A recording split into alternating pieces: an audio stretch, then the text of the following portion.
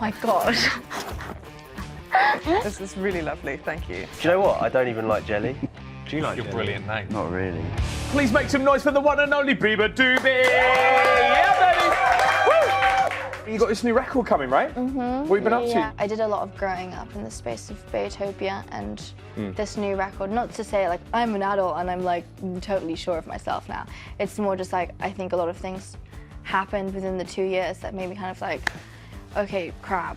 That's part of growing up, though. Exactly. I think you should be confident in your own perceptions and feelings, understands, you know? It's kind of what being an adult is all about, you know? Facts. So do you think with Beabadoobee then, do you think you kind of felt like you had to fabricate something when actually it was there all along? Right? I think it was definitely, it was like, Beabadoobee was almost like healing the inner child in me. And then This Is How Tomorrow Moves is like, I think within all my music, it was almost like the blame game. Like, I feel this because this happened, or like, because of this person. Like, with This Is How Tomorrow Moves, I'm like, okay, maybe I'm the problem sometimes.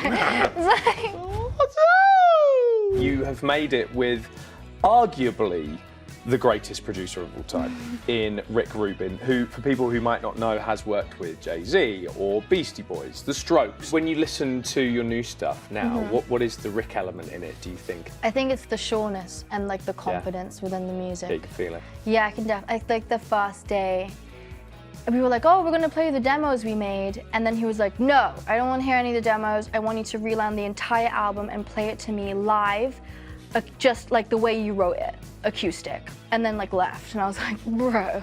Like, so I like stayed up with Jacob, relearned the entire album, and then we played it to him live, and it was such an, it made me realize like, oh crap, these songs by itself, untouched, and how I wrote them sound pretty cool. Well, Take a Bite is a really good example of that. I tend to do this thing like I find comfort in chaos.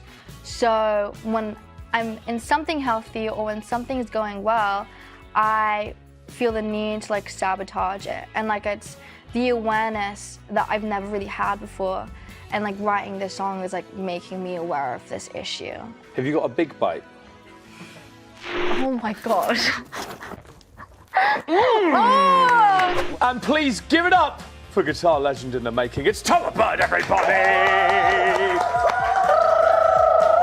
It's so good to have you on. Like I said, it's been ages since we've hung out. Yeah, but also, since we've hung out, you have gone from playing in my lounge, that happened, to now like just being internationally renowned pop star.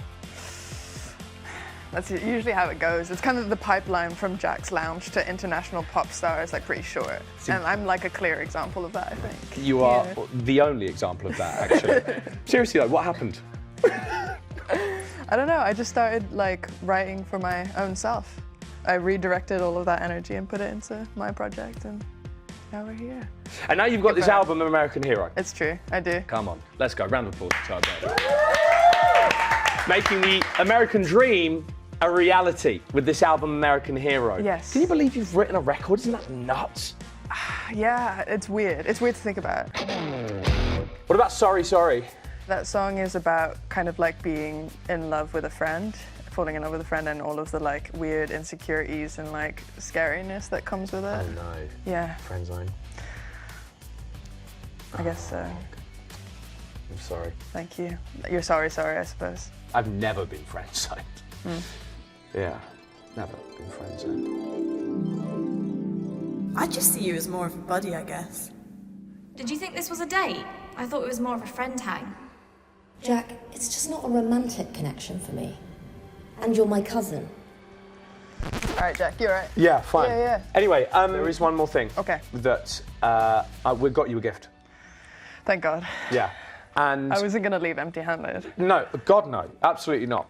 The problem is, one of my researchers thought your name was Towa Bird, not Towa Bird. See the? Yeah. Well, I think it's still quite good. You'll see. Okay. Wow, that is. Did you make that yourself? It's. That's beautiful, Jack. It's a tower of birds. Towa Bird. That is. For you. So frightening. Thank you so much. It's slightly cursed. It's so cursed. Look how cute this guy is. This is really lovely. Thank you. Do with it what you please. I love the toilet paper. Make some noise for Towa Bird, everybody. It's time to go absolutely bonkers, like out of your mind for soft play.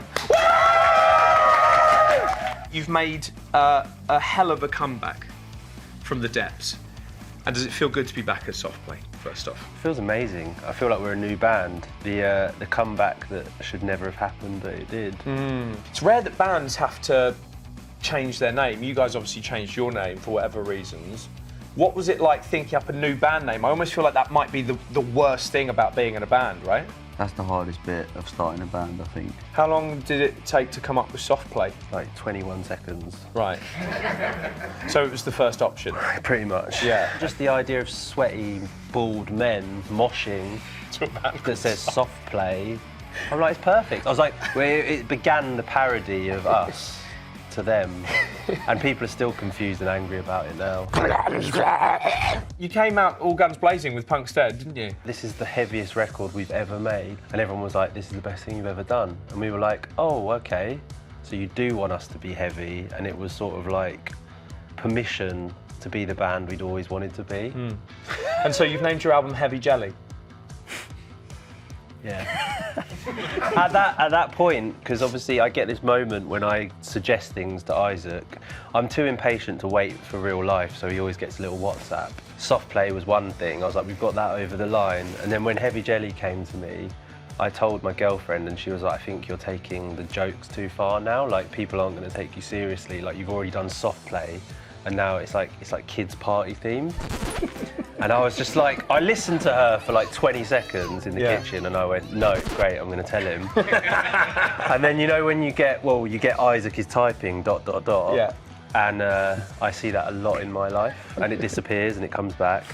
And he went, I love it. And I was like, yes. Do you know what? I don't even like jelly.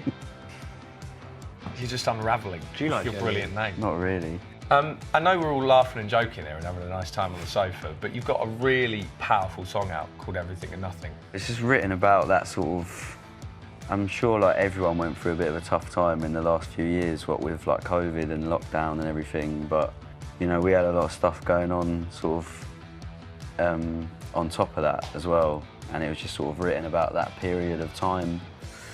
And then, yeah, it got to the line about my mate passing away, and I was like, how do I follow that? I just couldn't for the life of me think of like what to say next.